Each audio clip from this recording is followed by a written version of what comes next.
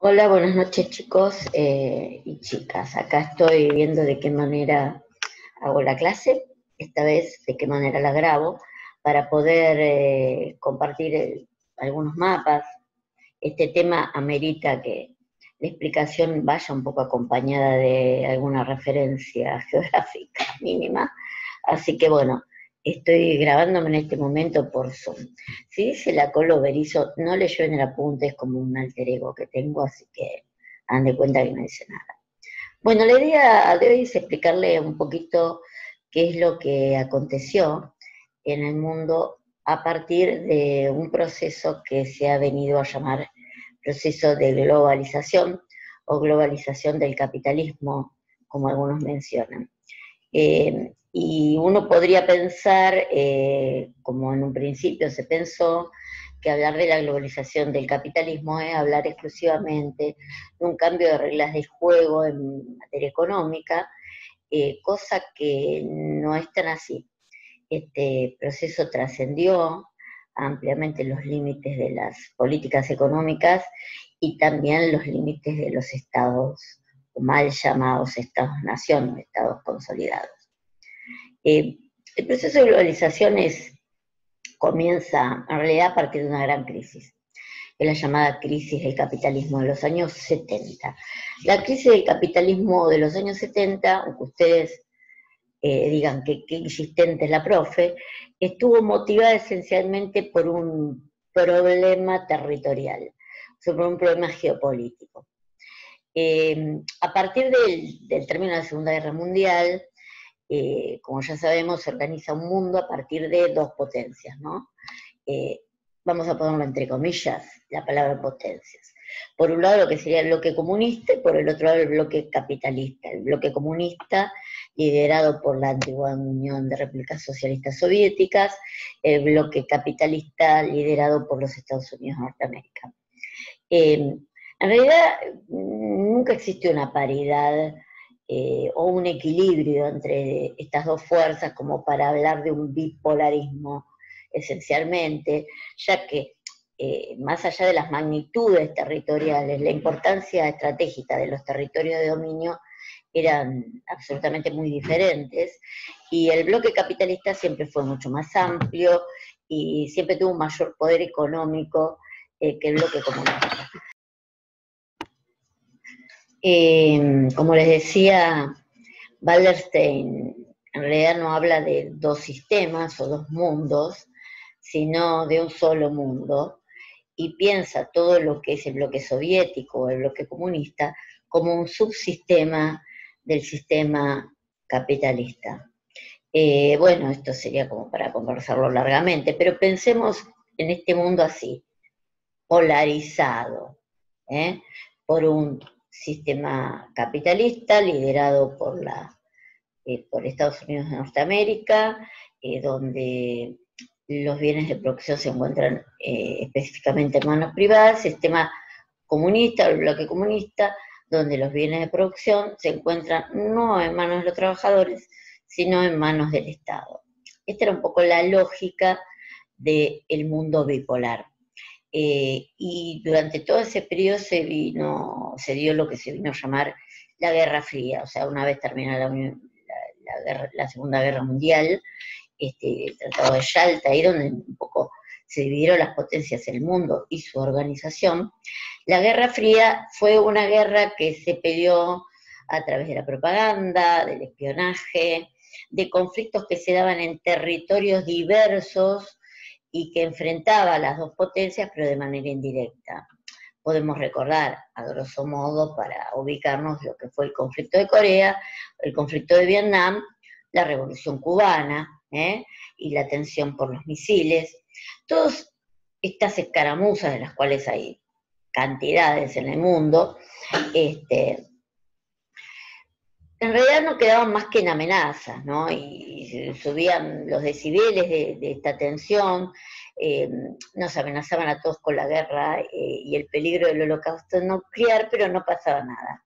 En algún momento, haciendo un análisis estructural de esto, era una manera de mantener el orden a través del miedo al enfrentamiento y un supuesto holocausto o fin del mundo o autodestrucción, que en realidad nunca iba a suceder, porque estas cuestiones siempre de una manera u otra se terminaron negociando.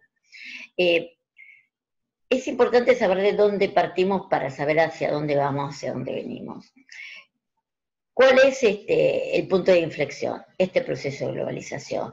Paradojalmente, ¿no? Cuando el capitalismo industrial, el capitalismo moderno, el capitalismo de las dos guerras, empieza a sufrir varios cambios, especialmente lo que es en cuanto a la acumulación.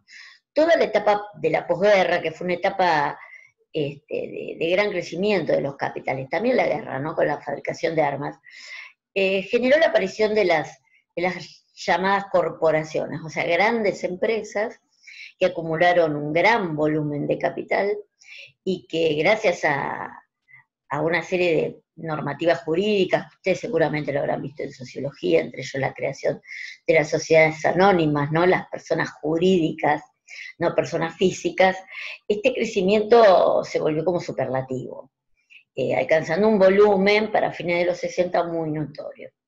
A la vez se produce una serie de cambios desde el punto de vista de los costos que empiezan a generar las primeras dificultades económicas. El estado de bienestar que se implantó en todo lo que es la Europa occidental, sin lugar a dudas trajo mejoras a lo que era la calidad de vida, permitió la reconstrucción de Europa, permitió luchar contra la ideología comunista, que ustedes saben se había hecho fuerte a principios de siglo en muchos países europeos, y este estado de bienestar también hizo subir no solamente los salarios, en términos proporcionales, sino una serie importante de derechos laborales, entre ellos el de la previsión social, ¿no? Lo cual llevó a un encarecimiento muy notorio de lo que era la mano de obra industrial. Por un lado ese costo había crecido y por el otro lado cada vez el costo de los recursos era mayor, fundamentalmente a partir del conflicto que genera en Medio Oriente la creación del Estado de Israel en el año 1948. Y es un punto bastante particular que lo vamos a tocar paralelamente cuando hablemos del caso Palestina-Israel, que ya algo vimos en esta cuestión de fronteras, pero que es sin duda importantísimo. ¿Por qué? Porque lleva a que el mundo árabe empiece a confrontar con Occidente utilizando lo que era su mayor recurso, el petróleo. Un poco para entender por qué el tema de la creación del Estado de Israel empezó a generar este ruido dentro de lo que es la comunidad árabe, tendríamos que entender cuál fue el comportamiento de Israel desde que se creó su Estado, y fundamentalmente un hecho que se da ahí en el año 1967, un hecho que duró muy pocos días, duró 5 días, 5 días y medio, que se llamó justamente la Guerra de los 6 días. Quiero que veamos una pequeña imagen para que podamos entender de qué se trata esto, ¿no?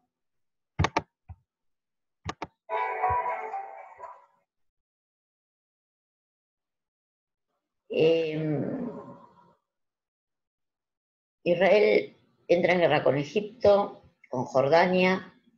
Vamos a pasarla de nuevo completa, si ven.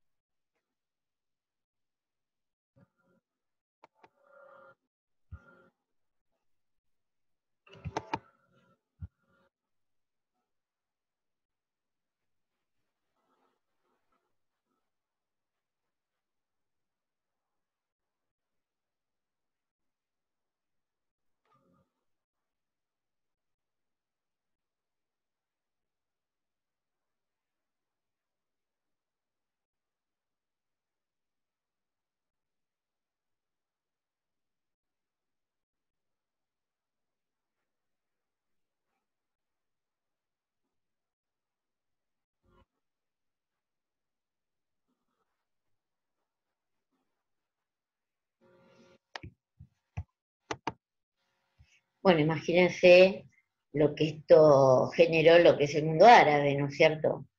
Esta avanzada que si bien Israel retrotrajo bastante sus posiciones, fundamentalmente la comunidad internacional la instó a volver hacia atrás en estas avanzadas que había hecho desde el punto de vista territorial. Hubo algunas a las que jamás se resignó, fundamentalmente a los territorios que había ocupado en Palestina, a la que cual en parte, había dejado bajo total dominio del Estado de Israel. Vamos para eso a ver unos pequeños mapas que creo que nos van a aclarar más la situación. Así que vamos a buscarlos aquí.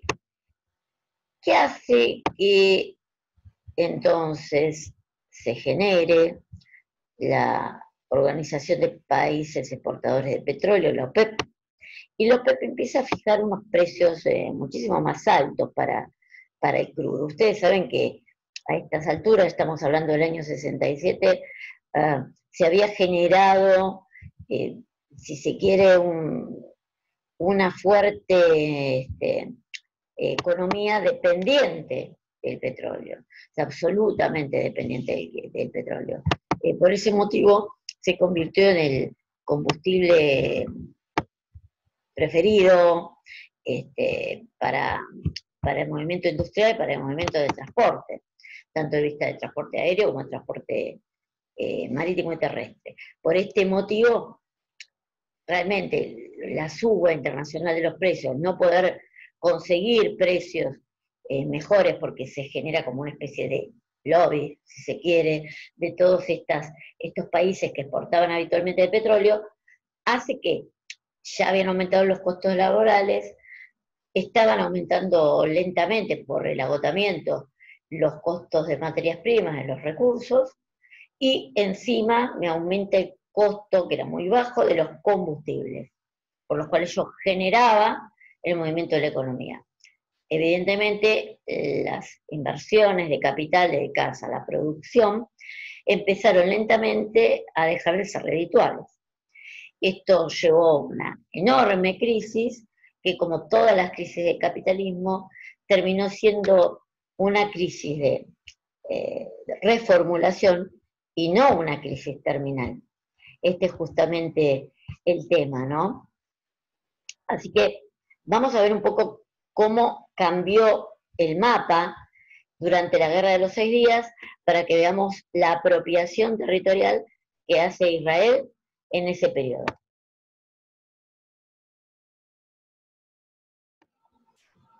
Bueno, creo que acá tengo más a mano el mapa, como para compartírselos, porque lo busqué, lo desplegué.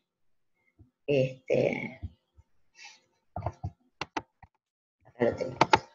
Bueno, acá tenemos el mapa de Israel antes de 1960, que la tenemos acá, antes de 1967, para ser más exactos, y el mapa de Israel durante esos 6 días, que les relató el video. Toma la península de Sinaí, se apropia de la Franja de Gaza, el territorio palestino, los Altos del Golán, y este pequeño territorio se llama Cisjordania. Toda esta apropiación la hace en esos 6 días. Ya sabemos que después devuelve, ¿no? Devuelve la península de Sinaí en el 62, como es acá, pero no se lo llegan a leer, y la Franja de Gaza en el 2005. Pero bueno, sin reconocer obviamente la independencia palestina, ni reconocerlo como un Estado autónomo, sino una nación dentro de su propio Estado. Esta es la avanzada de Israel en 5 días y medio del conflicto de la llamada Guerra de los 6 días. Bueno, imagínense el revuelo que esto genera y después los años que pasan, ¿no es cierto?, hasta que en el 72 devuelve Sinaí y en el 2005 devuelve la Franja, de muchísimo tiempo. Por ende, bueno, la revolución del aumento de los precios del petróleo genera y profundiza una mayor crisis dentro de lo que era la rentabilidad del capital. ¿Qué pasa con esos capitales que estaban dedicados a la producción? De primera migran lo que es circuito financiero. Y esto genera una grave crisis en los países, sobre todo el primer mundo, países centrales, países industriales. Gran Bretaña es, sin lugar a dudas, uno de los países que más siente esta crisis, los cuales podemos ver algunas películas de esas guerras, de esa etapa, y hasta se dice que incluso el mandato de Margaret Thatcher, que tecleaba justamente por esta gran crisis económica, encontró en la guerra de Malvinas una válvula de escape a las tensiones internas, ¿no? Por eso mandó toda su flota real aquí al Atlántico Sur, porque Gran Bretaña encontró una crisis económica bastante importante a causa de todos estos cambios. ¿Por qué hablo de la globalización si no estamos hablando de economía? Porque la globalización genera lo que a mi criterio en materia de la geografía política, he pensado la geografía política desde el análisis de los estados, ha sido la mayor revolución de los últimos tiempos, que es en el año 1989 la caída del muro de Berlín y la reunificación alemana, y en el año 1991 la disolución de la Unión Soviética. ¿Por qué genera esto la globalización? Ojo, la globalización genera este fenómeno, o sea, esta ruptura, este quiebre sistémico de la organización política del mundo. Ya no vamos a estar hablando más de un mundo bipolar, sino de la multipolaridad, como hablamos ahora, y en un momento se habló de la unipolaridad. Este mundo bipolar desaparece tras la disolución de la Unión Soviética en el año 91. Pensemos que la globalización había arrancado en la década del 70. O sea, que la caída del muro y la disolución de la Unión Soviética son consecuencias y no causas de la globalización del capitalismo. Ojo con esto, porque muchas veces tenemos un concepto equivocado al respecto. Vamos a ver específicamente qué pasa, no lo voy a decir yo, lo voy a leer de un sociólogo que se llama Anthony Giddens, por qué para él la globalización llevó a la disolución de la Unión Soviética y específicamente el primer paso, que fue la caída del muro de Berlín.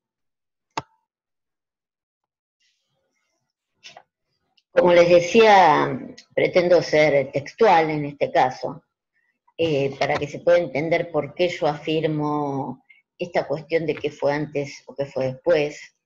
Y bueno, me baso teóricamente en muchos escritos, pero quiero hacer mención particular a esta autora, Giddens, porque se lo sugiero además como lectura, creo que a los chicos en primera se los di, que se llama el librito Un Mundo Desbocado, y este capítulo se llama La Globalización. Bueno, dos cositas remarqué acá. En una, lo que podríamos llamar un concepto global de lo que es la globalización que hace Giddens. La globalización es pues una serie completa de procesos y no solo uno. Operan además de manera contradictoria y antitética. La mayoría de la gente cree que la globalización simplemente traspasa poder e influencia de las comunidades locales y países a la arena mundial, y esta es, desde luego, una de sus consecuencias. Las naciones pierden algo de poder económico que llegaron a tener, pero también tiene un efecto contrario. Y en esto, largamente, él explicará por qué motivo las naciones también, de una manera o de otra, resurgen desde las identidades locales, ¿no? Presionando al contexto general o global del Estado. Este es un fenómeno que vemos particularmente en nuestros días. Pero lo que más me interesa es justamente este pequeño párrafo que refiere específicamente al caso particular del bloque soviético. El colapso del comunismo soviético ha consolidado esta evolución, se está refiriendo a la evolución de la globalización, pues ningún grupo significativo de países queda ya fuera. No es o no fue un colapso casual. La globalización explica por qué y cómo encontró su fin el comunismo soviético. La antigua Unión Soviética y los países de Europa del Este eran comparables a Occidente en cuanto a niveles de crecimiento, hasta más o menos comienzo de los años 70. Después de ese momento se quedaron atrás rápidamente. El comunismo soviético, con su énfasis en la empresa estatal y la industria pesada, no podía competir en la economía electrónica mundial.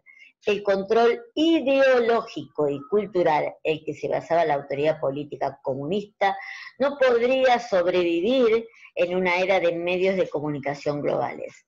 Los regímenes soviéticos y de Europa del Este eran incapaces de evitar la recepción de emisiones de radio y televisión occidentales. La televisión jugó un papel directo en las revoluciones de 1989, que se han llamado, con razón, las primeras revoluciones televisivas. Las protestas callejeras que tenían lugar en un país eran observadas por audiencias televisivas de otros y mucho público se lanzaba entonces a las calles. Qué buena reflexión esta de Giddens, ¿no? Qué aplicable a algunos fenómenos de nuestra realidad, donde determinadas cuestiones se visibilizan y otras se invisibilizan. Primero fue la globalización, después la caída del muro de Berlín, y 2 años después, a pesar de la lucha de Gorbachev para mantener la unidad de la Unión Soviética, cosa que él pretendió, por eso encaró 2 procesos, ¿no? Uno que es hiperconocido, llamado la perestroika, que era una apertura desde el punto de vista económico a los capitales extranjeros, justamente porque la Unión Soviética se hallaba muy debilitada. La Guerra Fría diezmó económicamente a la Unión Soviética, sobre todo lo que es la carrera espacial. Muchísimos gastos del Estado se derivaron hacia la carrera espacial. Sería otra cuestión analizar el desgaste de su propia organización interna, de la oligarquía burocrática que surge, o burguesía si se quiere, burocrática que surge dentro de la URSS para romper un poco esta idea de equidad y de dictadura del proletariado, ¿no? Que la lleva muy para otro lado. Pero fundamentalmente lo que es la competencia internacional se ve debilitada, muy debilitada económicamente, abre al capital extranjero la perestroika y comienza lo que llamamos las glasnost, que es una serie de reformas políticas. Con estas movidas, estos intentos de Gorbachev para mantener unida la URSS no hacen más que acelerar su colapso. Esta debilidad que muestra el poder máximo del Estado soviético para mantener su cohesión territorial, sobrevendrá en lo que fue la fragmentación de su territorio, que ahora nomás vamos a observar en el mapa esa evolución. Bueno, vamos a ver entonces un poquito los mapitas para observar esto de la fermentación. Bueno, acá tenemos Europa en 1989, antes de la caída del muro de Berlín. Como vemos, todo lo que está en rojo, que ustedes observan en rojo, era la Unión Soviética. Lo que está en rosado eran los países de lo que después se llamó la Comunidad Internacional de Estados Independientes, que son países que eran satélites de la URSS.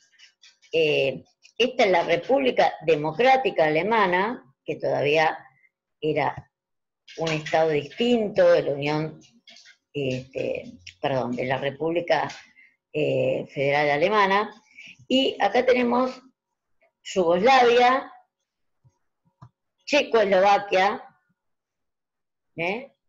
y para que ustedes vean, bueno, acá no se llegan a ver, tenemos Polonia, Rumania, queda todo un solo territorio. Albania, que era un país que estaba dentro de lo que era la órbita, o era adherente, digamos, lo que llamamos el bloque soviético. Perfecto. ¿Qué pasó después? Bueno, Vamos a ver qué acontece luego que en 1989 cae el muro de Berlín y que en 1991 la Unión Soviética se disuelve. Vamos a ver qué pasa específicamente con Europa, cómo cambia la división política de Europa. Vamos a ver lo que es los países de Europa en la actualidad. Bueno, acá tenemos cómo se ha reducido el territorio de lo que era la Unión Soviética, Pensemos que todo esto era parte de la Unión Soviética. Ahora, ahí tenemos Estonia, Letonia, Lituania, esto sigue siendo ruso, es un enclave ruso en el Báltico. Ucrania, Moldavia, Moldavia. Ucrania yo creo que aquí no lo han puesto, debería llevar una línea puntuada porque hoy por hoy la península de Crimea forma parte de la soberanía soviética. Acá vemos Bulgaria, Rumania, Macedonia, acá vemos también la división de Yugoslavia, ¿no? Macedonia, Serbia, Kosovo, Montenegro, Herzegovina, Croacia y Eslovenia. Todo este despelote que ven acá es lo que antes era Yugoslavia.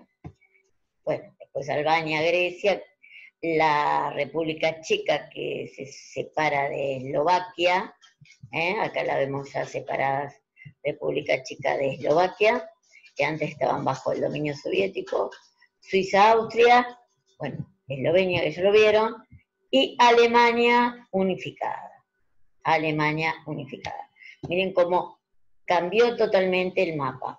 Vemos acá una pequeña parte de Asia, con lo que acontece en el Cáucaso, todo esto era soviético, acá tenemos 3 estados distintos, Georgia, Azerbaiyán y Armenia, que también tienen una serie de litigios territoriales, sobre todo entre Azerbaiyán y Armenia, pero bueno, efectivamente, si observamos atentamente este mapa, y también podemos ver el mapa de Asia, podemos apreciar el mismo fenómeno. Si estuviera ahí con ustedes le preguntaría, ¿no? Le preguntaría, ¿cuál consideran que ha sido, desde el punto de vista territorial, la mayor consecuencia de la globalización? Y ustedes me tendrán que decir, obviamente, acá tenemos la Unión Soviética Asiática, miren los territorios del Cáucaso, cómo los involucra total, absolutamente. Observen toda esta zona tan enorme de lo que es el territorio soviético, lo que va a pasar después de la disolución del Estado soviético en 1991 y de la caída del muro de Berlín. Ustedes me dirán, lo que se ve a simple vista, que hay muchísimos más estados. Bueno, eso en geografía, ese fenómeno lo llamamos fragmentación de los territorios. O sea, que exista cada vez una mayor cantidad de estados con soberanía política es una fragmentación territorial. ¿Qué consecuencias tiene una fragmentación territorial en un mundo donde hay un predominio notorio del capital? Y bueno, digamos que cuanto más pequeños son los estados y más nuevos, acá tenemos un claro ejemplo, de los 3 estados que se generan en el Cáucaso, pequeños estados, acá tenemos Kazajstán, Uzbekistán y Turkmenistán, lo que es aquí. Tayikistán,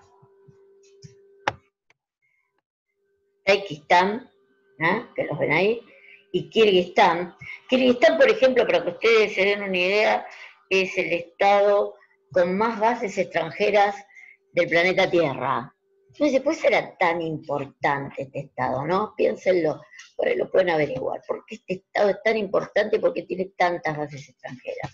Bueno, son estados mucho más pequeños, muchísimo más pequeños, y con una fragilidad organizativa que los vuelve fácilmente permeables. ¿Permeables ante quién? Permeables ante el poder económico. Entonces, si el capitalismo necesitó terminar con el régimen feudal que atomizaba territorios, con el régimen imperial que extendía sus territorios sin poderlos controlar, si debió terminar con las pequeñas ciudades-estado europeas, fue justamente para poder implantar una nueva forma de acumulación, no basada en el comercio, para el cual era utilitario los imperios y las ciudades-estado, sino basado en la producción industrial.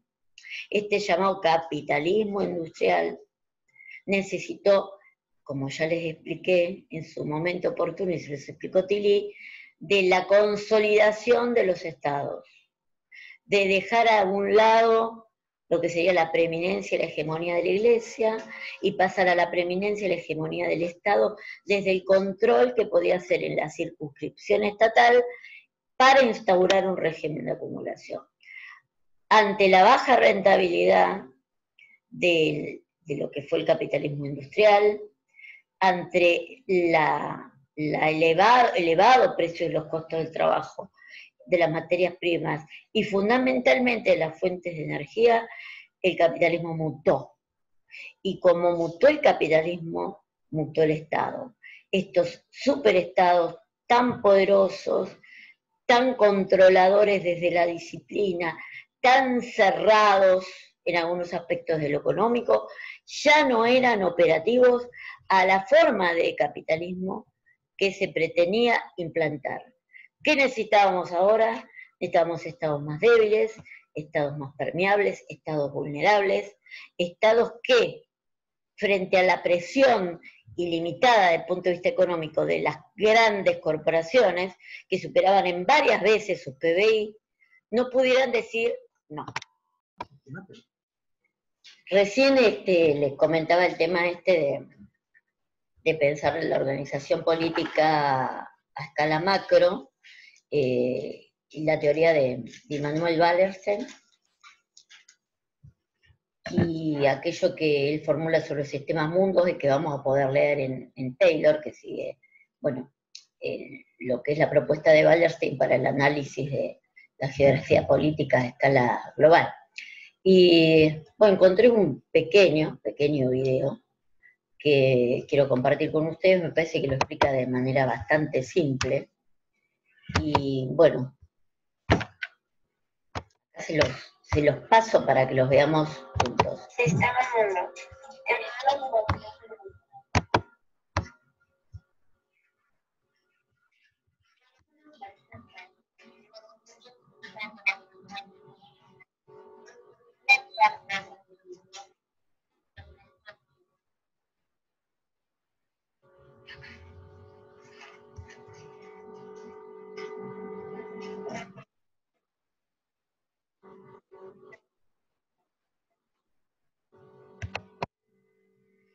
Bueno, como ven se remite a algo bastante viejo, ¿no? Del principio del siglo XX, que en la década del 70, ya sabemos con toda lo que fue la revolución de fines de los 60 con respecto a las ciencias sociales, se producen, digamos, rupturas epistemológicas y muchísimas corrientes de pensamiento dentro del ámbito de las ciencias sociales, la sociología, la historia, la geografía, empiezan a tener lo que llamamos paradigmas críticos, ¿no? Entonces un poco se retoman estas ideas de principios de siglo.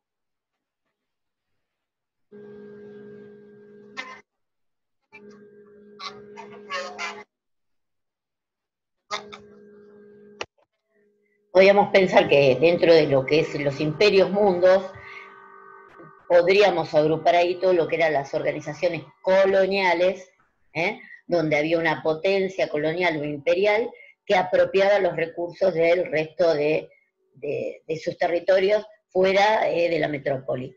Esto un poco mirando hacia atrás.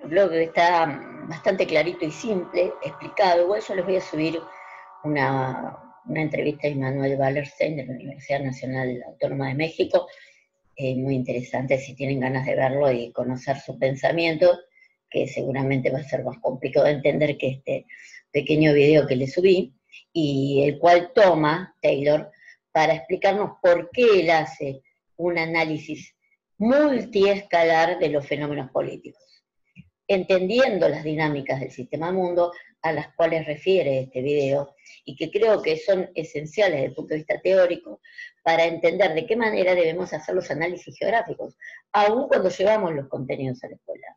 Nunca podemos descontextualizar lo que pasa en un país o en un continente, nosotros quedamos América de Argentina, sin pensar en el marco global, aunque el marco global lo analicemos en cuarto año, por esas locas cosas que tienen los diseños curriculares, ¿no? Pero bueno, que van contra toda corriente epistemológica.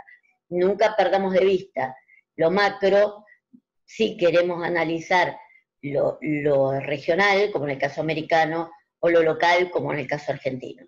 Esto es especial para tener en cuenta. Y cuando yo les hablo de estas escalas, ¿no?